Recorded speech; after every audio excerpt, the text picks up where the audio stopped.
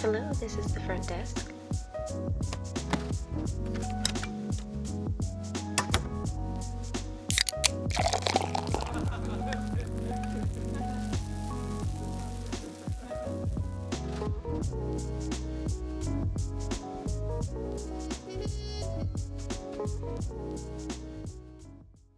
Welcome to another episode of the Crackin' Backs podcast with the hosts, Dr. Terry Wyman and Dr. Spencer Barron. How you doing this morning, guys? Good, Lance. It's great to hear. So today we are joined by Caroline Angel. Caroline is an author, researcher, teacher, and is certified in scientific foundations of holistic nutrition, as well as completion and correction healing, energy healing method. Inspired by her experience and the centenarian joyful lifestyle and diet, she wrote her first book, the #1 international best-selling book entitled 50 Shades of Grain, The Truth About Eating Bread and Feeling Great. She recently published her second book, Water, Matter of Life, and is now working on a third book. How are you doing this morning? Awesome. Very good. Thanks, Lance. I'm great to happy to be here. Same. You know, I'm so happy to have an expert in centenarian since we have one as my co-host, and so it's so nice that you guys will get along so well, and you'll be able to talk about so many things that I can just sit back and learn. Do I look old today? But well, thank gosh you have that good that good humidity out there. Wow, you're still working with him? I know. I know. I have to get my shots in now because otherwise he buries me within 20 minutes. So very thick skin, so it's all right. Yeah. We have to. You know what? One of the big things that when I first met you, one of your big topics is menopause and anti-aging, which, as men over 50, we take that kind of serious too, because That's right. Menopause, happy wife, happy life, right? So, but menopause, anti-aging, longevity, feeling and looking young and sexy, these are really hot topics right now. And they're hot topics with so many women. Good to know. But they're also hot topics with men. So how did you get... It is. How'd you get into this field? Well, I started off a long time ago, but I really started studying centenarians about 10 years ago when I connected with a researcher who identifies and validates these blue zones. And blue zones are regions around the world. There's only 4 of them, not 5 of them.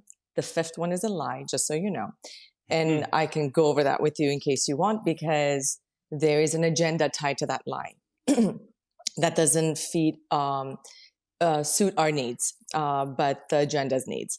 Anyways, so I connected with this professor, Michelle Poulin, and I started observing centenarians where they live. I actually traveled around the world, additional to what was I doing before, which has always been when I traveled around the world studying different cultures and religions and diets and lifestyle, just from the perspective of what have people done that has worked.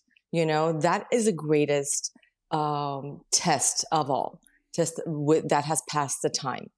And so I started studying centenarians, and I've been to Sardinia and different parts of these blue zones, and I've learned a lot of shocking truths have been revealed, contrary to popular belief. And only by actually going to those sites and observing without any judgment and prejudices, I was able to see the truth.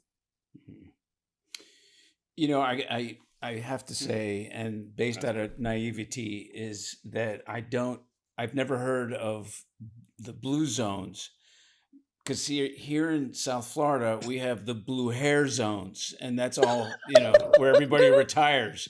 And they get blue hair. They turn their gray hair blue. I don't know. What's up with hair. that? I don't know. But that's as far blue as we get here. But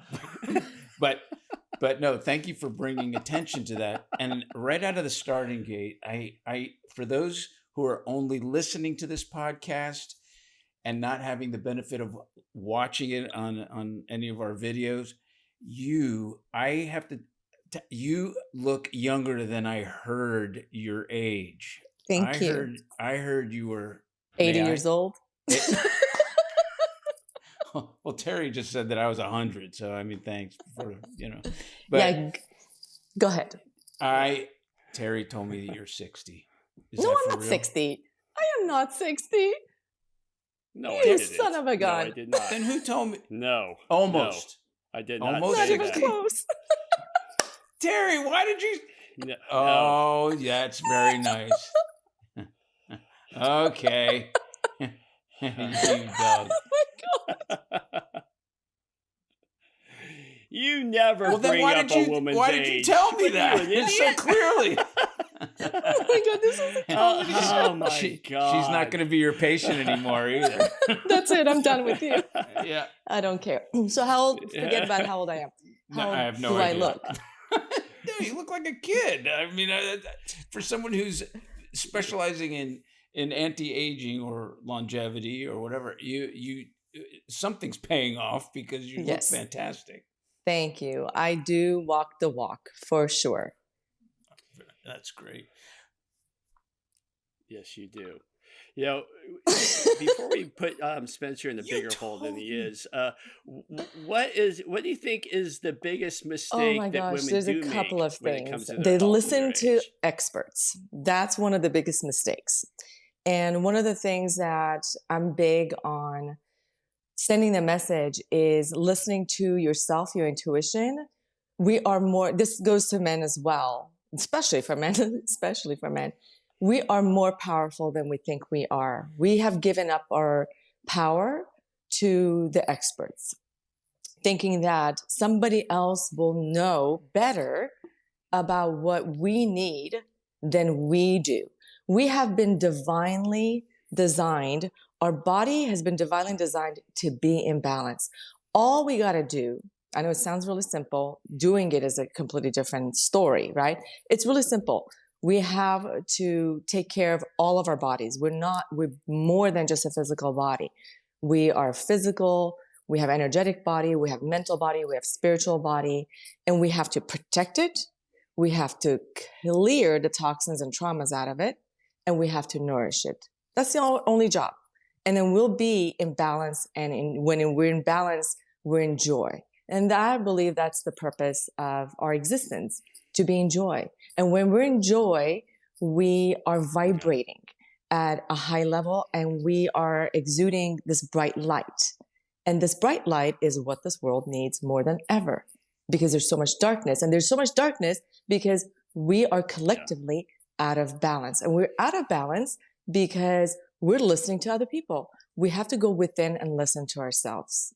And the best way to listen to ourselves may start with observing, not just listening to what experts tell us to do and doing it and just blindly, but really be thoughtful about it. Maybe look at examples of other people who've done it successfully, sustainably, without,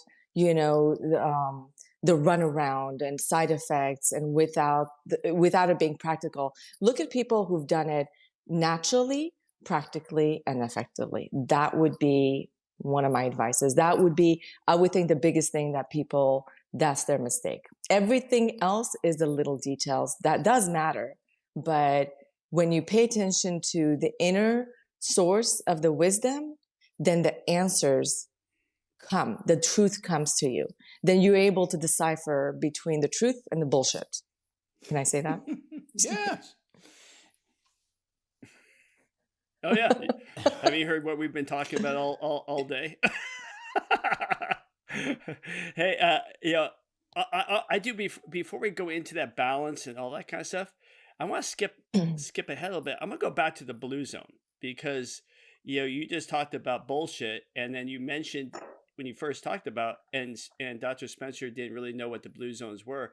I'd like to actually skip right to that because that there's been some shows about it, and you told me some stuff one time in my office about that, and it kind of caught me by surprise. So yeah, absolutely, because I think it's really important. That's a good point. So, Dr. Spencer, blue zones are these little pockets. There's regions around the world that house the most centenarians. And centenarians are people who live over 100 with vitality and longevity. Now, we hear about centenarians everywhere. Oh, my grandmother was a centenarian. She lived over 100. Or I know so-and-so who was a centenarian. They smoked like a chimney and they drank like this. They did that and they lived over 100. So there doesn't matter what we do. It's all in the genes. Yes and no. So it's really important to look at the collective. Like if there is a large number of centenarians in an area, we pay attention. What is happening? What's going on? The air, the weather, the terrain, the water. What are they doing? And it's a collective of many, many things. It is a collection of, nutrition plays a huge part.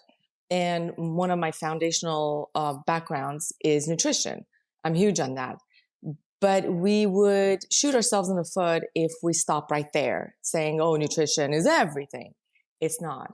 It's got to do with a whole bunch of other things. Nutrition, lifestyle. And lifestyle encompasses more than a nutrition. It encompasses movements. It encompasses interaction between each other, community, spirituality, how they live their lives.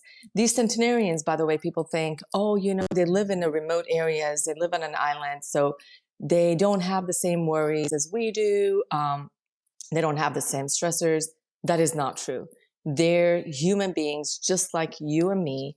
They go through stressors, maybe not the modern world stressors that we do, that we've imposed upon ourselves, but they go through, family, friendship, traumas, death, betrayals. These are stressors, right? Everyday life, trying to put food on a table. They may be doing it a different way than we are, but those are stressors. Conditions, weather conditions that may be prohibitive for them to forage for food. So it's what they do on a daily basis, not just one time, not just randomly, but it's what they do on a daily basis that makes them who they are, have them longevity. And that's what I love to do. I love to look into like the details because the devil hides in the details. So speaking of the devil hiding the details, that's where the devil has been hiding, in one of the details. So my good friend, Professor Michel Poulain, who has been identifying and validating blue zones, and he's okay sharing this, by the way. That's why I'm sharing this with the world, because it's time for the world to understand the deception that they've been laid up on. And so my friend Michel Poulain was the first one who discovered the blue zones, besides a scientist friend as well. And he marked it with a blue pen, hence the blue zone. He documented that in the papers, but a couple of years later, someone who was being employed by National Geographic, and you'll see his name if you search up Blue Zones, the website Blue Zone, he took that name. He trademarked it 56 times or so, at least last time I checked. And he took that and he started sharing the wisdom of the centenarians, which sounds amazing, which is great. That's what we should do. It should not be kept a secret, right? The world, we all need to understand and learn how to do it so we can live in joy.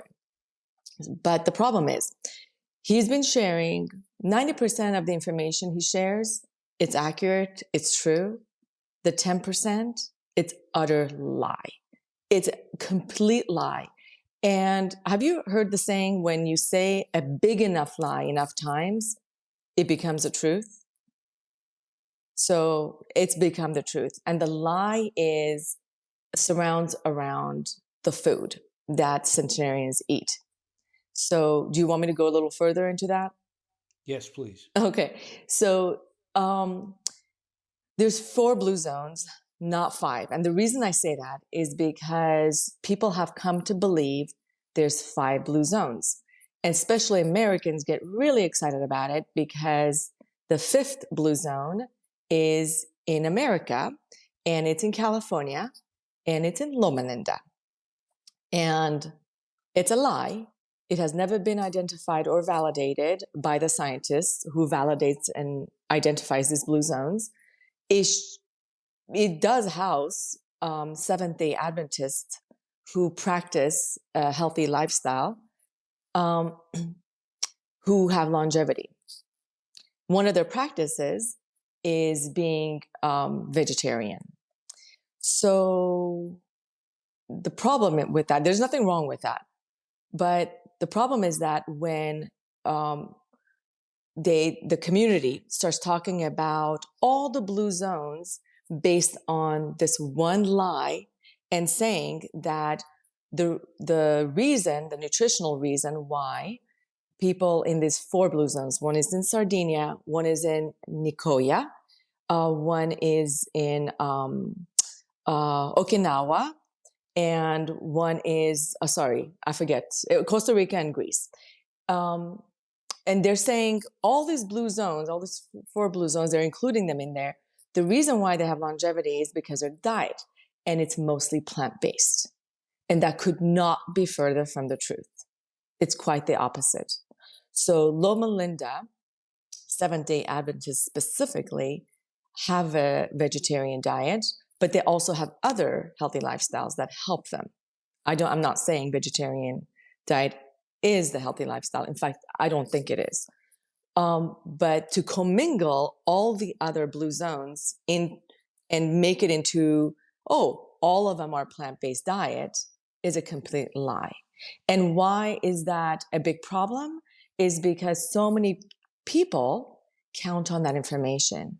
And so many, I have seen, this is the sad part, so many experts have written books endorsing this person's agenda and this person's perspective. Why do you think that happened? Was it someone trying to monopolize on the fact that California has a sector that is in the blue zone or considered blue? Why would they do that? I don't know exactly the reason. I have a theory I can share with you, but National Geographic's wanted to have America as a market share. They wanted to have, so they were looking for an area that could draw attention. My theory about the vegetarian diet is that, now I don't know if the person who trademarked the blue zone, if his intention was just accidentally just doing that and he just happened to say it enough that he believes it himself. He happens to be vegetarian himself, and him and his girlfriend, or maybe now wife, I don't know, but they produced cookbooks. So everything was dependent on that, promoting that cookbook and everything else that they're saying, right? So my theory is this. The people behind the big guns that are supporting the kind of movements that are not helpful to people are funding projects like this. Okay, I'm going to compare it to fluoridation project, okay? Although one may think what has nothing to do with the other, it has everything to do. If you look at the big picture, if you go in and forget about the noise out, if you discern, you can see the bullshit out there, right? The fluoride agenda was and has been to add fluoridation to our water because for our health. It's mass medication. It's not necessary. It doesn't add anything to sanitation. It's artificial fluoridation. It's man-made. And it has been shown thousands of times through data that it causes a slew of problems, cancer, whatnot. One of the biggest problems that it causes is calcification of the pineal gland, okay? And when our pineal gland, the third eye, is calcified, we can't see. We can't discern. So when we can't discern, we listen to others. So it's easier to control others when they can't see. Do you see? Yeah. Do you see? Do you see? With my pineal gland. But the pineal gland is also a vital area of the brain that is responsible for hormones, for a good balance of hormones, especially growth hormone. Yep. It allows you to regulate, day and night and whether you should be sleeping or not. And it's,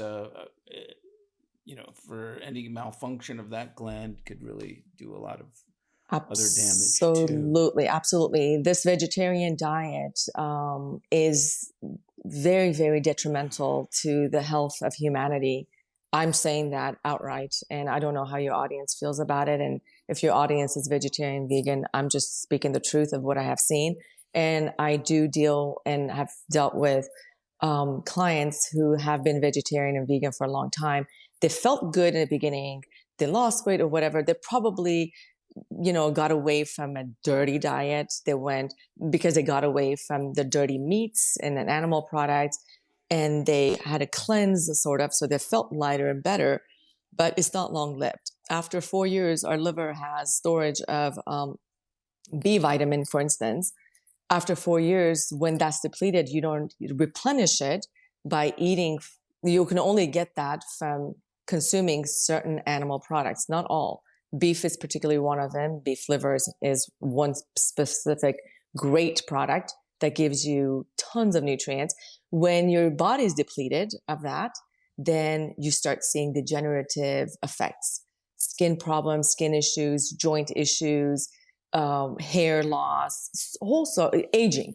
You start aging really, really fast. But by that time, since years have passed, people cannot connect the dots and connect it to what really caused it. So this is why I share this so passionately, because I want people to understand and see that there's a lie out there. Sometimes it's not enough to shine the light on the truth. Sometimes we need to shine the light on the lie so it can be exposed. Caroline, let me ask you about the difference. Is there a difference between anti-aging and longevity medicine or consciousness? Or do you look at anti-aging and longevity the same? Yeah, I don't differentiate it so much. I don't see it as anti-aging, and it's just I'm sorry, what? Mm-hmm. No, it's my Siri just went off. Sorry about that. I don't know why. That's okay. I'm sorry. Turn that off. Turn that It's off. always listening. Yeah, I don't know why it goes on. My apologies. That's Go okay. on, please. That's okay. I don't see a huge difference. The only thing I say, I don't jump on a bandwagon of anti-aging. There's beauty in aging and gracefully, because you got wisdom with that. And it doesn't have the fear that people have with aging. And it goes with longevity. I think they go hand in hand. That's such a good question. Never thought about that, but now I'm thinking it through. They go hand in hand. When you age gracefully, you age with longevity and vitality. So some of these centenarians, the things that they perform are like unreal, right? Compared to the modern person. A lot of people that you see who are over a certain age, like, I'm sorry, like I have friends who are just tired all the time, or their joints are in pain. They're aging too quickly, prematurely, right?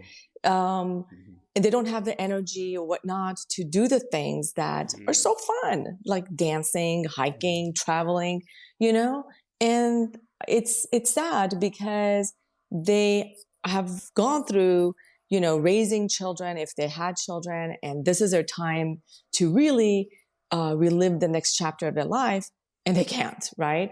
So it's not about stopping aging. I don't want to do that.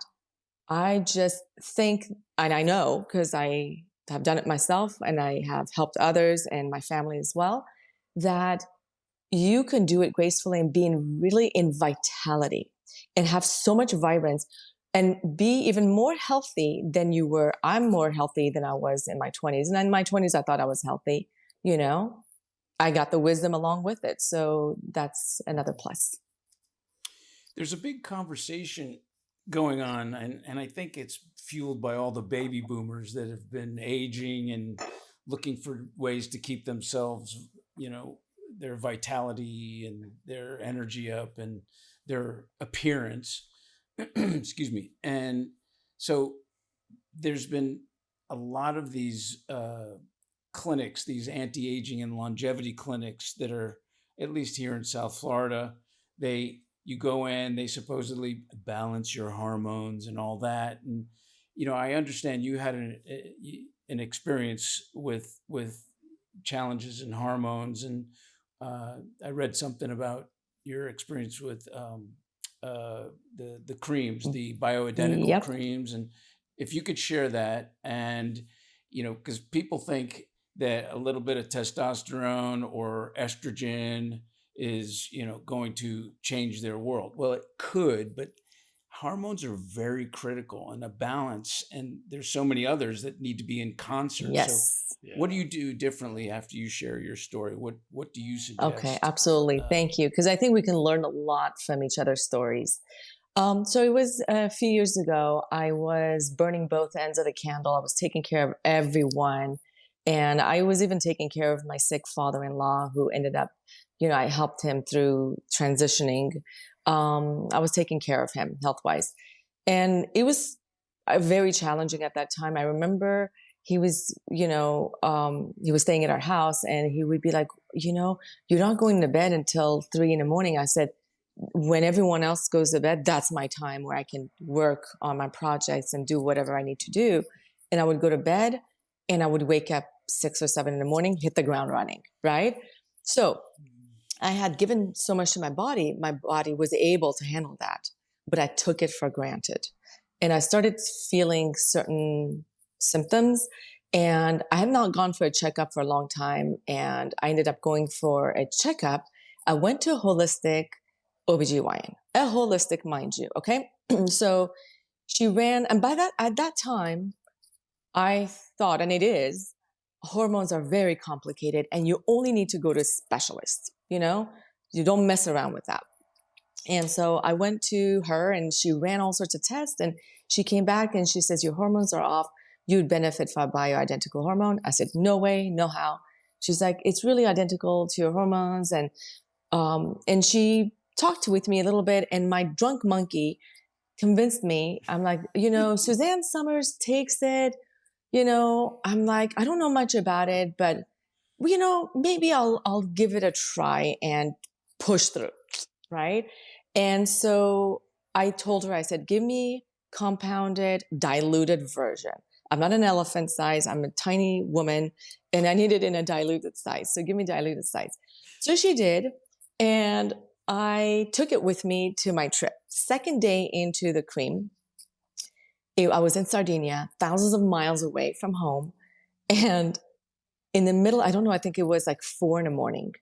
I woke up to excruciating pain. I was curled up, sweating profusely. I was in so much pain.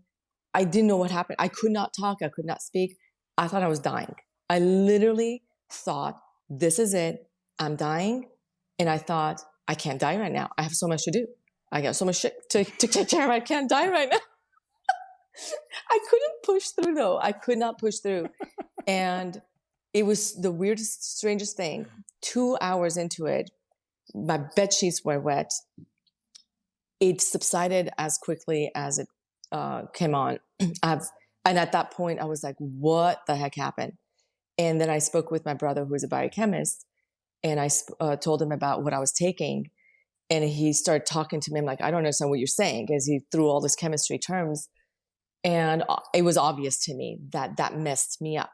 And I'm so grateful that I had a reaction like that, because if I didn't, I would have continually taken it and slowly degenerated.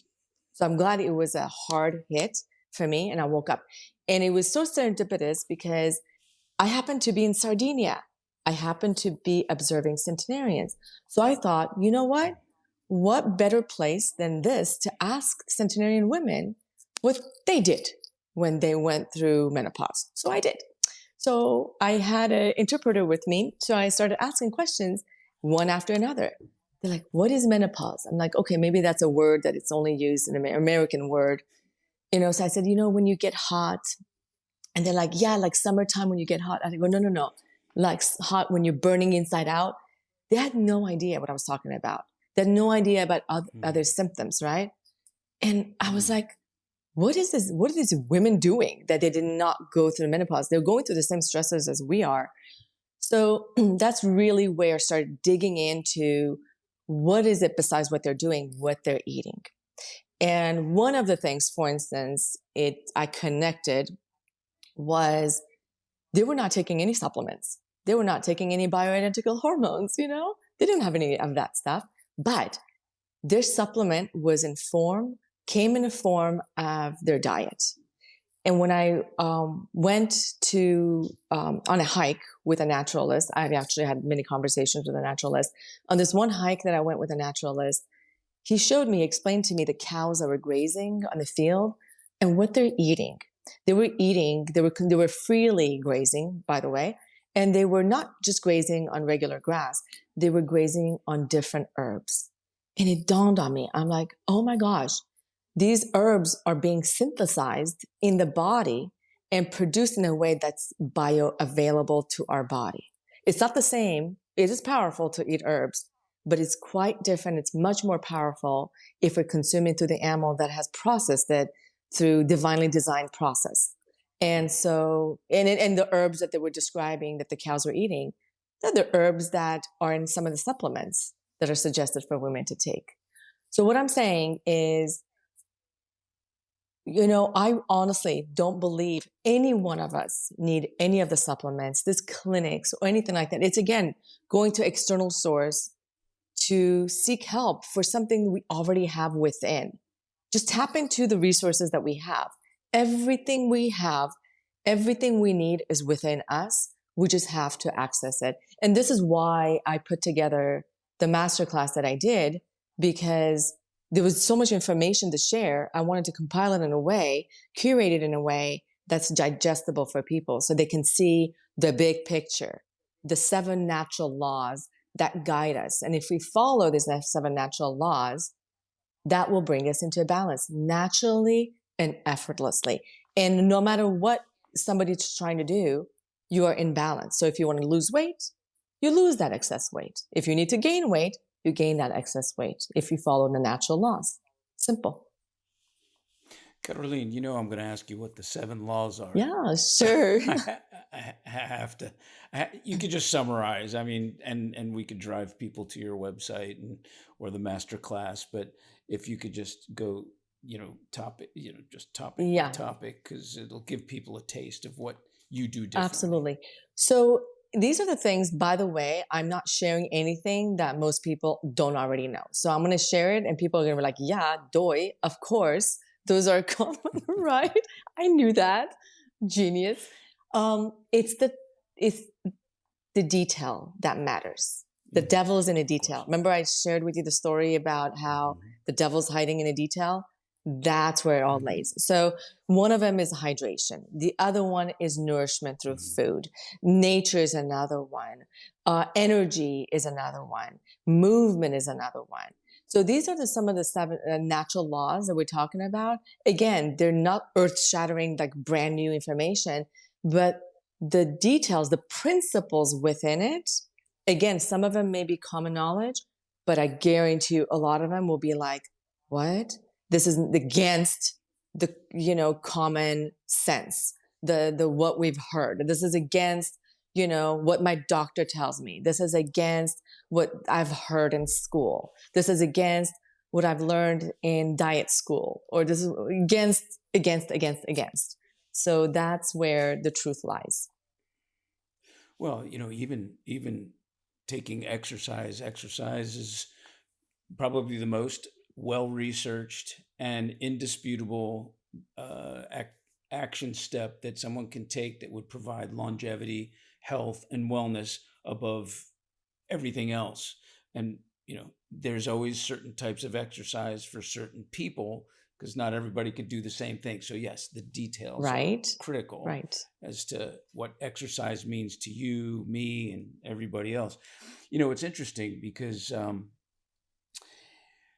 I not too long ago read that, and I also believe in the United States, food is so adulterated with hormones, and it has an effect on us, and it's over a lifespan, even if it's a little bit of having chicken that's not organic, let's say, or what have you. Those exposures over a long period of time have a profound effect.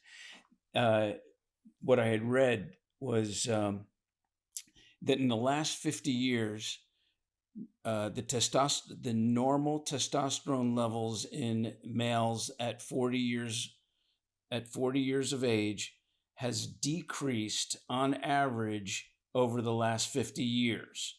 So something's going on in the environment, whether it be the food, the atmosphere, whatever it might be. And another research showed that hand grip strength for the male population over the last 50 years has also decreased. Hand grip strength as measured by what we call a dynamometer. Wow.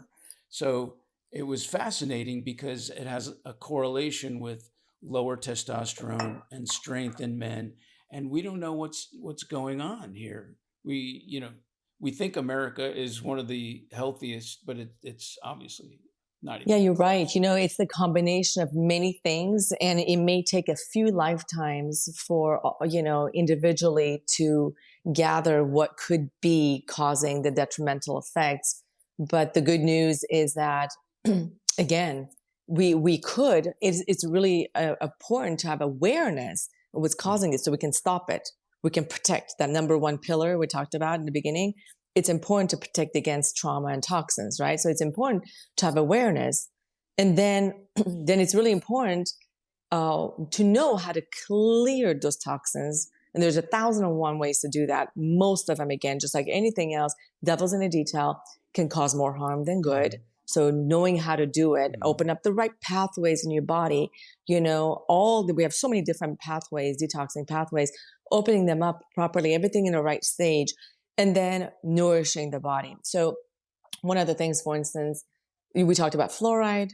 Food is a huge toxin, could be a toxin if we're not sourcing it properly. Other things that your audience knows or may know, I don't know if we can talk about this, but the things that we expose ourselves, through injections, in our body. We just have to be diligent about it. Again, it's all about discernment.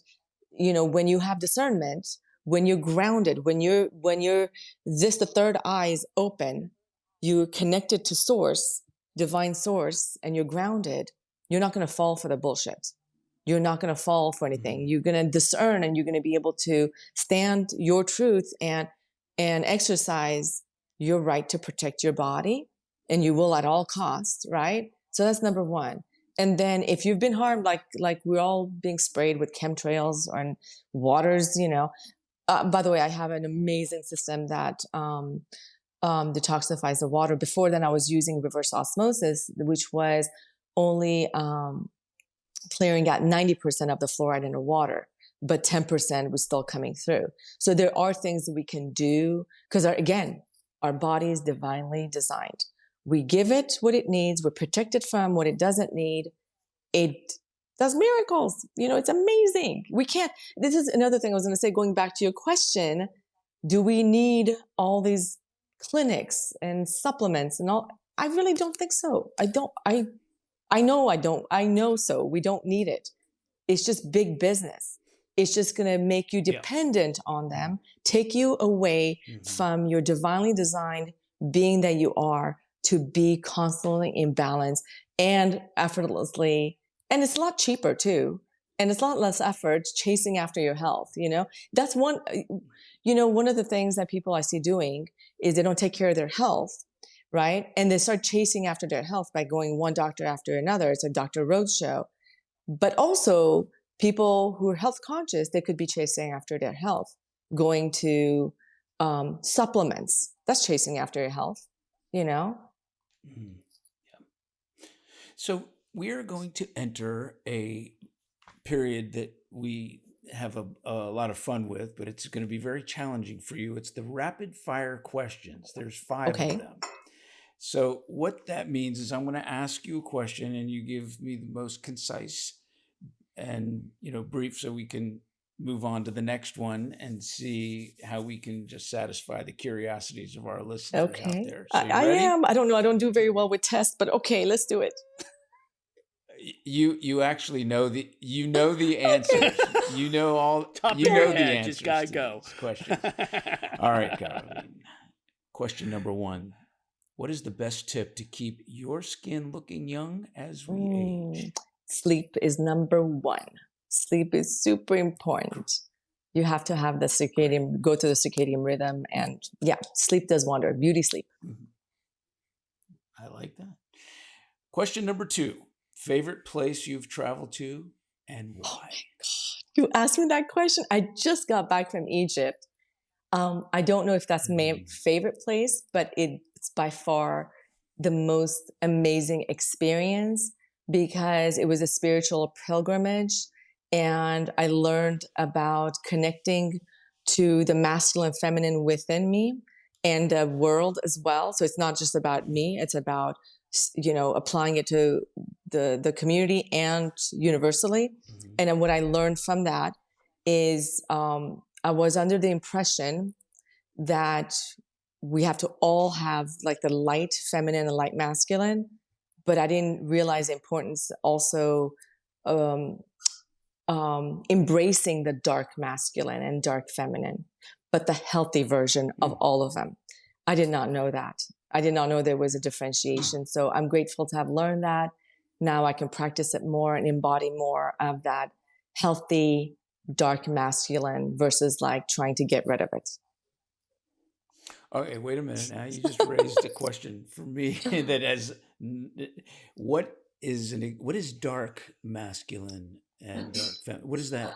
What is dark? that? Okay, so light feminine is like the compassionate, the soft, the creative, right? And dark feminine could be the protective, the fierce, the mother, like it's the dark. But it's really important to have that, right? You need to have a balance of both. Light masculine, I don't have the list in front of me. It's terrible. I don't have the list in front of me. But dark masculine could be, unhealthy dark masculine could be cruel, right? A healthy dark masculine could be assertive. There's a huge difference, right? Aggressive versus assertive. There's a huge difference between that. Same thing with the feminine. So on a healthy side, so there's two sections, imagine. So there's a bottom section that's unhealthy. That's the shadow side. You got the dark masculine. I'm happy to share the chart with you, by the way, that I got. That's really was helpful to me, and it's helping me in this journey, constantly learning and embracing it. But you got your unhealthy dark masculine, unhealthy light masculine could be laziness, right? Or unhealthy feminine, dark feminine, unhealthy light feminine. And you can have the healthy, all of those, dark, light, masculine, and feminine. I love it. It certainly categorized a behavior that my ex-wife would show whenever someone would impose any kind of negative attitude towards our kids. She would go, "Oh, Mama Bear's coming out," and I go, "Oh, that's when I step away." That's probably, if it's in that situation, protective towards the kids. It's a dark feminine. Or it could be a dark masculine too. Yeah, in a positive way, in a healthy way. You want that. Yeah. Okay, I think I got the hang of this. All right. Now, question number 3. In your opinion, is there a country that's leading the world in anti-aging and longevity? No. In fact, I think a lot of these blue zones, they're going to be disappearing, centenarians, because the younger generation, even though they're even living amongst the centenarians, living examples, they are not following the examples. I have so many examples to give, but one of them, when I was staying in a village in Sardinia, you could tell like the centenarians who were exercising, practicing traditional ways, and that's why they have longevity, used, for instance, lard and healthy fats, whereas a younger generation, not that young, but like 50 years old, they were using vegetable oil because they thought that's heart healthy, because the advertisements on the billboards in the villages said it's heart healthy. All right. Question number 4.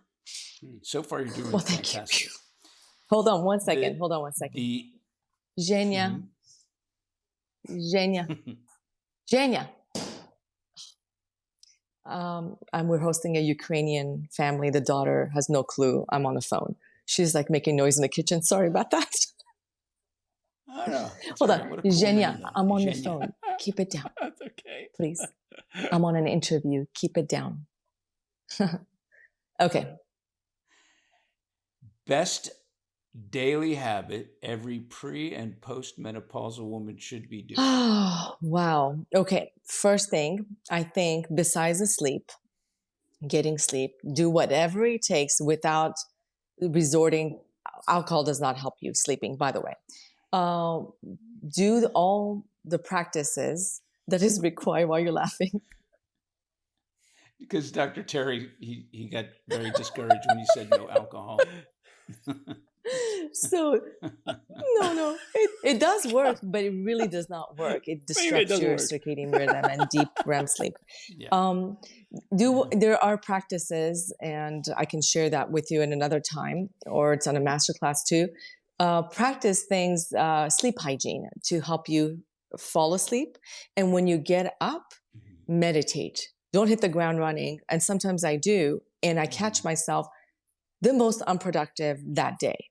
And I'm sure if I'm being unproductive, it's not that unproductive, but compared to the days that I'm meditating in the morning before I get up, it's a night and day difference, you know?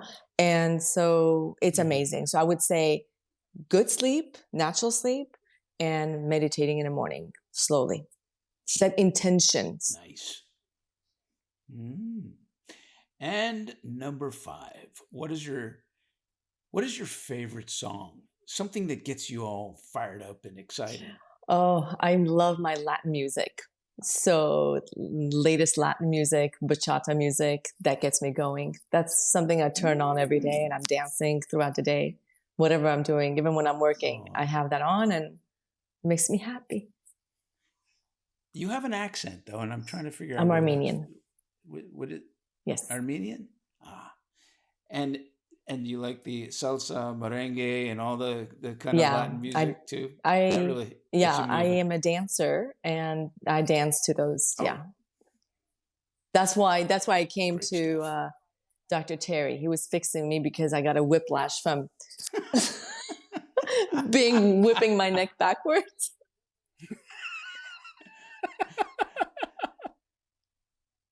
Oh, yeah. You know, Dr. Spencer's a Latin dancer, too. Why do you come up with these things? I'm 100 years old. And I'm 60 years old. How dare you? He is making up stuff. Yeah. We're all, I'm 90, so I got you guys all beat. And I Latin dance. I never stepped on. I tried to, and I looked like an idiot, so I didn't bother. And my mother is from Spain, from Morocco, and I got family that, Cuban and all. So I was kind of brought up with listening to that music, and See, I was trying to help you out, Spencer, because I knew where your mother was from, and I know she listened to the podcast, and she would be proud to hear this. You know what? You must have it in your veins. I bet you said you tried, but maybe try it again. Oh, yeah. No, I will. I absolutely love it. I mean, I'll dance in my car when people are looking at me like, that dude is weird. What's he doing? I'll sing, I'll air guitar, lips. I'll do it all. It's all right. I don't care. I have to ask you, though, you have an interesting concept about bread, the yummy, delicious, doughy substance that you refer to as modern bread. And I love it because I went gluten-free and I had a profound change for myself, gluten and dairy-free. But, if you could give me some hope that there's bread out there if you can refer to your 50 Shades of Grain book, which I think is a brilliant title, please share, with the listeners and viewers what your concept is. Absolutely. First of all, I think saw a profound difference because you moved away from the inflammatory ingredients in the kind of grains that you're consuming. So you probably cut that out and felt better. But now you have to watch out for the gluten-free. Just because I say this to my kids, I've been saying it so much, just because it's gluten-free doesn't mean it's crap-free, right? So I always want to learn. I draw wisdom from centenarians, from old traditions, because they've been practicing it for thousands of years. It's been tested and proven. And if it didn't work, they would have stopped. It would have shown, they would have not continued, right? And I like to look at things that are universally accepted. And bread and grains are one of them. So I was pondering on that because when I went my first time to one of the Blue Zones, based on reading some of the books from these experts, I thought for sure they were not going to be consuming that much grain. Again, contrary to the popular belief, they were consuming a lot of bread and a lot of grains. And I'm like, what? How could that be? Then I started studying a little bit more. I started digging in and I realized, it's the source. It's the kind, like anything else, that matters. The devil's in a detail. So choosing to eat or not eating grain is not so black and white. There are so many shades of gray to consider when choosing the right kind of grain that could actually be life-giving to you.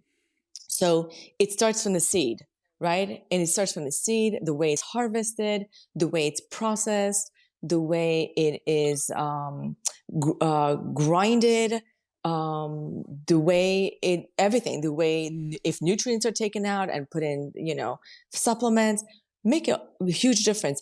Grains are fragile molecule, so they become rancid with heat and speed.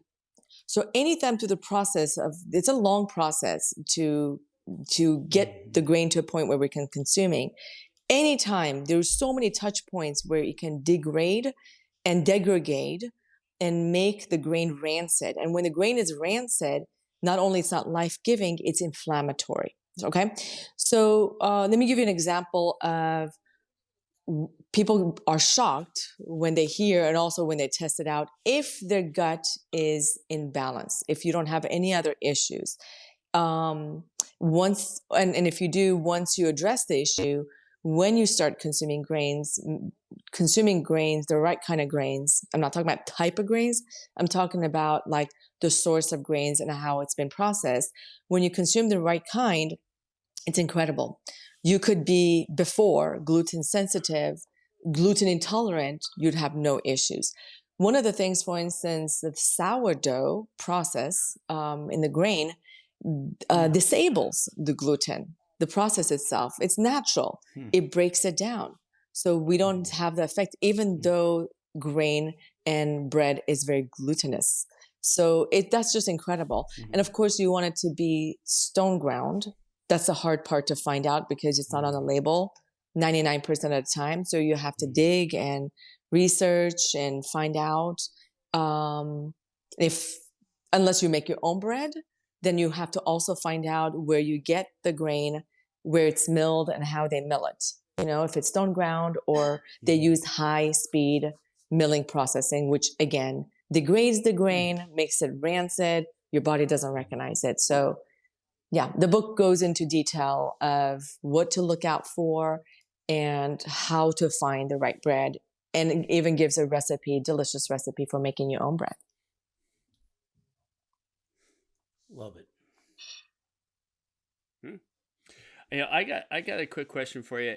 And we're talking about a lot of the blue zones and stuff like that, and you can the devil in the detail. You can get the details from your book and your master class. But for somebody listening, most of our listeners are probably over the age of 50.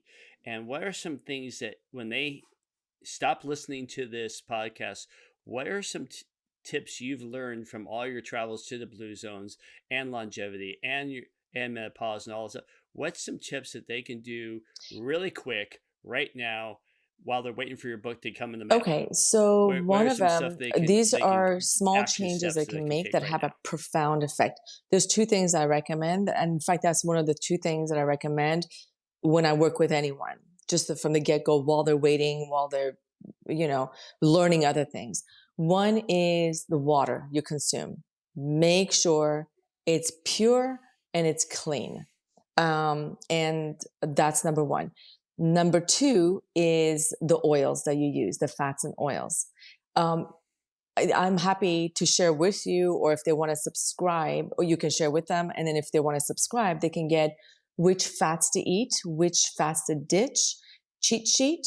It's like a visual, and it shows people like a green block, which ones are the green fats, which ones are safe fats to consume.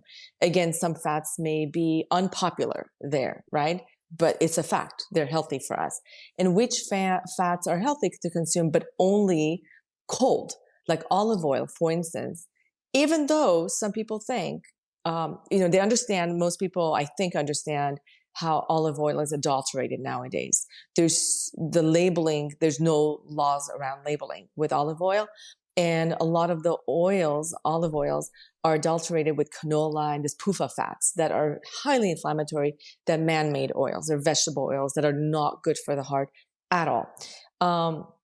But they may not know that it's not safe to cook with olive oil, no matter if on the bottle it says high smoke point or safe to cook, because olive oil is monounsaturated. It's not saturated like the saturated fats like coconut oil, butter, lard, where it's compacted and sturdy, it doesn't become rancid, right? It's solid at cold temperature and liquid at high temperature. Olive oil is a little different. It's monounsaturated, so the molecules are more fragile, so they become rancid easier. So two things that make molecules rancid is heat and speed. So any amount of heat exposure to olive is not good. If you look at traditional ways the Italians cooked, because people say, wow, Italians use olive oil in their cooking all the time. Maybe nowadays they do, but traditionally they did not they did not saute with olive oil. They used that to drizzle after they cooked. Interesting. So, no, very, very interesting. That's the first time I've heard that, and I think that's great because I'm going to have lunch soon, and I'm going to keep all that in mind. But I want to. We need to wrap up, and I really want to mention this one thing that I find very profound. Dr. Terry knows you. I don't know you, but my impression is you are so comfortable in your skin. You have such a easygoing personality and a low stress perspective on things. So whatever you're doing is working quite well.